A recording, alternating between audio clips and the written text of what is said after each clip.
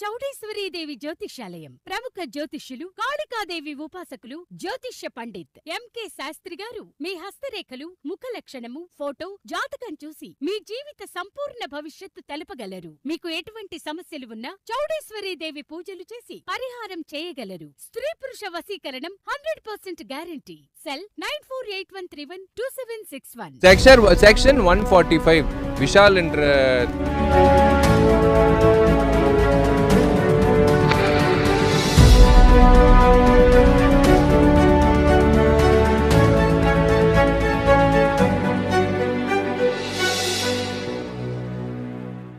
నమస్తే friends, welcome to CR ముచ్చట్లు. Friends, Vishal ఈ మధ్య కాలంలో తరచూ వార్తల్లో నిలుస్తూనే ఉన్నాడు. అయితే ఇటీవలే విశాల్ ఆరోగ్య సమస్యలతో బాధపడుతూ బక్క చిక్కిపోయి చాలా వీక్ గా కనిపించి అందరికీ షాక్ ఇవ్వగా, ఆ తర్వాత కొద్ది రోజులకే కోలుకున్న మిస్ కువాగం అనే ట్రాన్స్జెండర్ బ్యూటీ కాంటెస్ట్ కి విశాల్ గెస్ట్ గా వెళ్ళగా వేదికపైనే కుప్పకూలిపోవడంతో విశాల్ చాలా హెల్త్ ఇష్యూస్ తో బాధపడుతున్నాడని జనాలు అతని ఆరోగ్యం పట్ల ఆందోళన పడడం మొదలెట్టారు. ఇక అలా విశాల్ పెళ్లి వార్తలు మీడియాలో హల్చలైనప్పటికీ తన ఆరోగ్యాన్ని దృష్టిలో పెట్టుకొని ఎవరూ కూడా అంతలా సీరియస్ గా తీసుకోలేదు. అయితే తాజాగా ఒక అభిమాని పెళ్లి కోసం మదురైకి వెళ్లిన విశాల్ ని తన పెళ్లి వార్తలపై వస్తున్న రూమర్స్ గురించి అడగగా, అందుకు అతను తను ప్రామిస్ చేసినట్లే నటుల సంఘభవనం పనులు జరుగుతున్నాయని, ఆ పనులు పూర్తయ్యాకే పెళ్లి చేసుకుంటానని చెప్పడంతో ఆ భవనం పనులు ఇప్పట్లో పూర్తి కావు కాబట్టి ఈ పెళ్లి వార్తల్ని అందరూ లైట్ తీసుకున్నారు. ఇక ఇదిలా ఉంటే మే 19న చెన్నైలోని ప్రసాద్ ల్యాబ్ లో సాయి దంచిక నటించిన యోగిడా అనే మూవీ ఆడియో లాంచ్ కి చీఫ్ గెస్ట్ గా వెళ్లిన విశాల్ ఆ మూవీ టీమ్ కి ఆల్ ది బెస్ట్ చెబుతూ సాయి దంచికకి హగ్ ఇచ్చి కిస్ చేస్తూ వేదికపైనే కూర్చోగా, ఆ సమయంలో సాయి దంచిక మాట్లాడుతూ ఈ ఆడియో లాంచ్ స్టేజ్ పైనే మా పెళ్లి అనౌన్స్మెంట్ జరుగుతుందని కలలో కూడా అనుకోలేదని, అయితే ఒక వారం నుండి విశాల్ పెళ్లిపై అతను చేసుకునే అమ్మాయి ఎవరనే దానిపై వార్తలు హల్చలవుతున్నాయని, నిజానికి ఆ అమ్మాయి తానేనని, తామిద్దరూ చాలా సంవత్సరాల నుండి మంచి స్నేహితులుగా ఉంటూ ఇప్పుడు భార్యాభర్తలుగా మారాలని డిసైడ్ అయి ఆగస్టు 29న విశాల్తో 7 అడుగులు వేయబోతున్నట్లు స్టేజ్ పైనే అనౌన్స్ చేయడంతో అందరూ ఒక్కసారిగా షాక్ కి గురయ్యారు. ఇక వీరిద్దరి మధ్య 12 ఏళ్ల ఏజ్ గ్యాప్ ఉన్న వయసు మనిషికే గాని మనసుకి కాదన్నట్లు అందరూ వీరిద్దరికి విషెస్ ని చెప్పడం మొదలెట్టారు. ఇక అలా అప్పటి నుండి విశాల్ అభిమానులు తమ అభిమాన హీరో త్వరలోనే పెళ్లి పీటలు ఎక్కి ఒక ఇంటివాడు కాబోతున్నాడనుకునే లోపే ఇప్పుడు విశాల్ 21 కోట్లు చీటింగ్ చేశాడనే కేసు నమోదవడంతో అతన్ని అరెస్ట్ చేయబోతున్నారనే వార్తలు అన్ని చోట్ల హల్చలవుతున్నాయి. అసలు విశాల్ అరెస్ట్ లో ఎంతవరకు నిజముంది? ఈ కోర్టు కేసు వల్ల విశాల్ ధన్సిక పెళ్లి క్యాన్సిల్ అవ్వబోతుందా? నిజంగానే విశాల్ కోట్ల డబ్బుని మోసం చేశాడా? అసలు ఇప్పుడు విశాల్ నెట్వర్త్ ఎంత అనే నమ్మలేని నిజాల్ని ఈ వీడియోలో చెప్పడానికి నేను ప్రయత్నిస్తాను. మీరు మాత్రం ఈ వీడియోని పూర్తిగా చూడండి. వివరాల్లోకి వెళితే విశాల్ తండ్రి జీకే రెడ్డి గారు ఇండియన్ ఆర్మీ నుండి రిటైర్డ్ అయ్యాక బెంగళూరులో గ్రనైట్ బిజినెస్ ని స్టార్ట్ చేసి అది సక్సెస్ఫుల్ గా రన్ అవ్వడంతో కుప్పంలోనూ మరొక బ్రాంచ్ ని మొదలు పెట్టారు. అలా కొద్ది రోజుల్లోనే లక్షల్లో ప్రాఫిట్స్ చూడడంతో కొంతమంది స్నేహితుల సలహా మేరకు 1988లో జడకేత మూడి అనే మూవీని ప్రొడ్యూస్ చేస్తూ ఇండస్ట్రీలోకి ఎంట్రీ ఇవ్వగా ఆ మూవీ రిలీజ్ అయి సూపర్ డూపర్ హిట్ అవడంతో పాటు మంచి ప్రాఫిట్స్ ని కలెక్ట్ చేసింది. దీంతో కన్నడ, తెలుగు, తమిళ్, మలయాళం అని 50 సినిమాల్ని ప్రొడ్యూస్ చేస్తూ ఇండస్ట్రీలో స్టార్ ప్రొడ్యూసర్ గా గుర్తింపు పొందారు. కానీ ఎప్పుడైతే తన మొదటి కొడుకైన విక్రమ్ కృష్ణని హీరోగా పెట్టి బ్యాక్ టు బ్యాక్ 4 మూవీస్ ని చేశారో అన్ని మూవీస్ ఫ్లాప్ అవడంతో అప్పటి నుండి నష్టాలు వచ్చి ప్రొడక్షన్ చేయకూడదని నిర్ణయించుకున్నారు. ఇక అలా విశాల్ తన మొదటి మూవీనే బయట ప్రొడక్షన్ లో చేయగా ఎటువంటి ఎక్స్పెక్టేషన్స్ లేకుండా తను హీరోగా చేసిన చెల్లమే మూవీ రిలీజ్ అయి సూపర్ డూపర్ హిట్ అవ్వడంతో అప్పటి నుండి విశాల్ తన కెరియర్ లో వెనక్కి తిరిగి చూడాల్సిన అవసరమే రాలేదు. ముఖ్యంగా విశాల్ చేసిన అన్ని మూవీస్ కి తన అన్న విక్రమ్ కృష్ణ ప్రొడ్యూస్ చేస్తూ తమ ఓన్ ప్రొడక్షన్ లోనే మూవీస్ ని చేయడం మొదలెట్టారు. అలా తిమిరు, సత్యం, తోరణై, తీరాద విలయాటు పిల్లై, వెడి అనే మూవీస్ ని చేస్తూ బిజీగా ఉన్న టైంలో తన అన్నకి ఎప్పుడైతే పెళ్ళయిందో అప్పటి నుండి తను ప్రొడక్షన్ ని తగ్గించి తన ఫ్యామిలీ వైపు దృష్టి పెట్టడంతో విశాల్ 2013లో విశాల్ ఫ్యాక్టరీ అనే ప్రొడక్షన్ హౌస్ ని స్టార్ట్ చేశాడు. అలా మొదటగా పాండ్యనాడు అనే మూవీని చేయగా అది రిలీజ్ అయి హిట్ అవ్వడంతో బ్యాక్ టు బ్యాక్ మూవీస్ ని చేయడం మొదలెట్టాడు.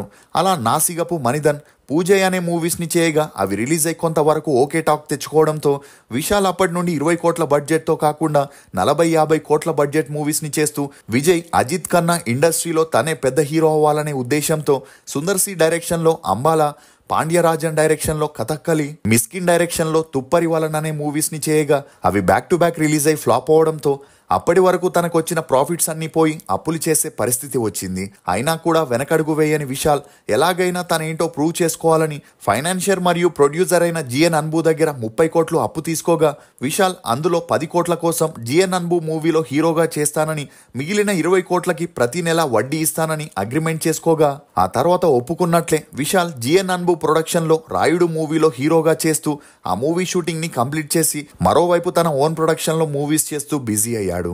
ఇక అలా విశాల్ తన ఓన్ ప్రొడక్షన్ లో చేస్తున్న ఇరంబుతిరై మూవీకి బడ్జెట్ సరిపోకపోవడంతో కొన్ని సంవత్సరాలు ఆ మూవీ షూటింగ్ మధ్యలోనే ఆపేయాల్సి వచ్చింది.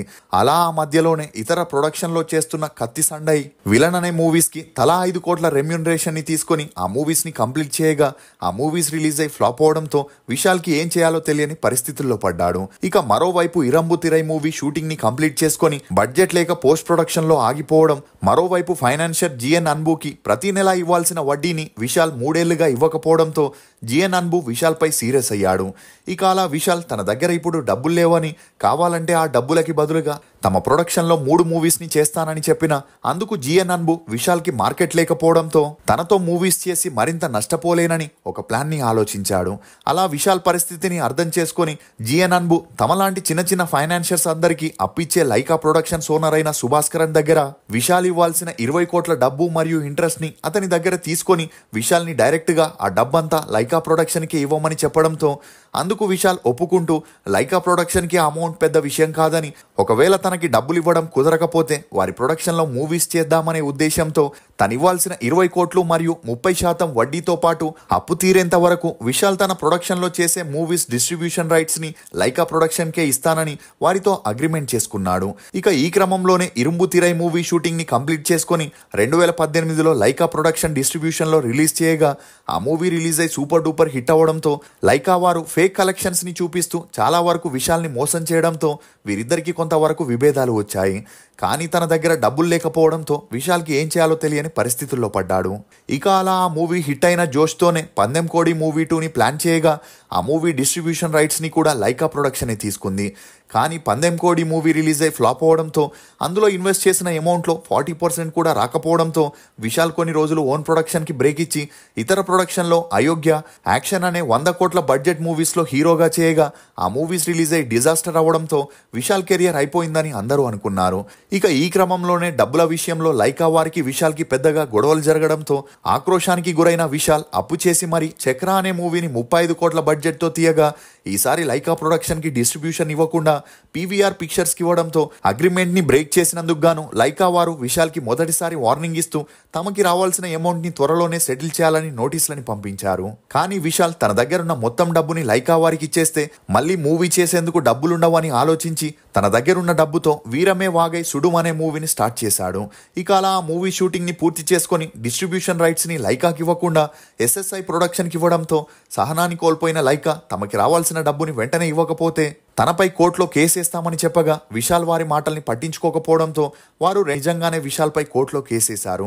ఇక అలా లైకాల్ విశాల్ మధ్య వేసుకున్న అగ్రిమెంట్ని పరిశీలించిన కోర్టు అందులో కొన్ని షరతులు చట్టానికి వ్యతిరేకంగా ఉన్నాయని లైకాకి 5 లక్షల జరిమానాని విధిస్తే విశాల్కి 15 కోట్లు డిపాజిట్ చేయడంతో పాటు తన ఆస్తుల వివరాల్ని సమర్పించాలని ఆదేశించింది. అయితే విశాల్ కోర్టు ఆదేశాలని పట్టించుకోకుండా తన మూవీస్ షూటింగ్లో బిజీ అవడంతో పాటు ఎన్ని నోటీసులు పంపించినా రెస్పాండ్ అవ్వకపోవడంతో ఆక్రోశానికి గురైన కోర్టు విశాల్ మూవీస్ పై 2 సంవత్సరాలు బ్యాన్ విధించింది. ఇక ఇలా ఉంటే అవ్వదని సినిమా పెద్దలంతా కలిసి పంచాయతీ పెట్టి విశాల్కి లైకాకి నచ్చజెబుతూ కొంత సమయం ఇస్తే విశాల్ ఆ డబ్బుల్ని తిరిగిచ్చేస్తాడని రిక్వెస్ట్ చేయగా అందుకు లైకా కూడా ఒప్పుకోవడం, కోర్టులో ఇదే విషయం చెప్పగా కోర్టు విశాల్ మూవీస్ పై వేసిన బ్యాన్ ని తొలగించింది. అలా ఆ తర్వాత విశాల్ లాఠీ, మార్క్ యాంటోనీ అనే మూవీస్ ని చేయగా అవి రిలీజ్ అయి హిట్ అవ్వడంతో విశాల్ ఫామ్ లోకి వచ్చాడని అందరూ అనుకున్నారు.